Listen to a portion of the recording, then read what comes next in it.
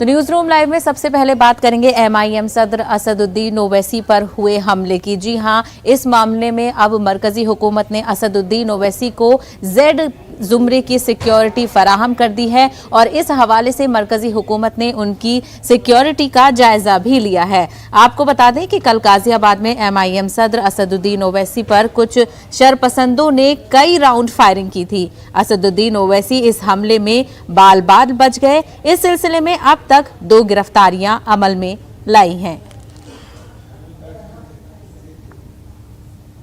वहीं आपको बता दें, उत्तर प्रदेश के ADG law and order Prashant Kumar ने कहा कि कोई भी कानून से बालातर नहीं है। जो भी मुलजिम थे उन्हें हिरासत में लिया गया है, पूछताछ जारी है, जल्द ही उन्हें अदालत के सामने पेश किया जाएगा।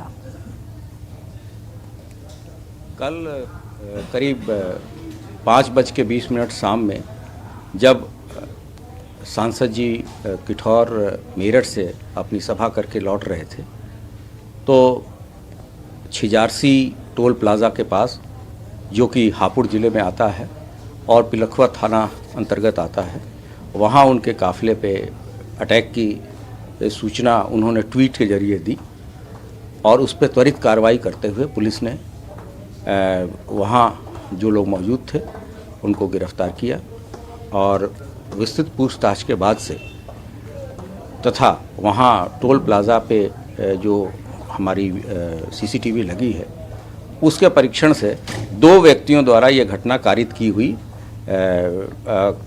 किया जाना प्रकाश में आया। दोनों व्यक्तियों को पुलिस ने कुछ घंटों के अंदर ही गिरफ्तार कर लिया और इनसे विस्तृत पूछताछ की जा रही है। घटना में जो हथियार प्रयुक्त हुए थे वो दोनों हथियार भी बरामद किए जा चुके हैं तथा इनकी निशानदेही पे एक अल्टो कार भी बरामद की गई है।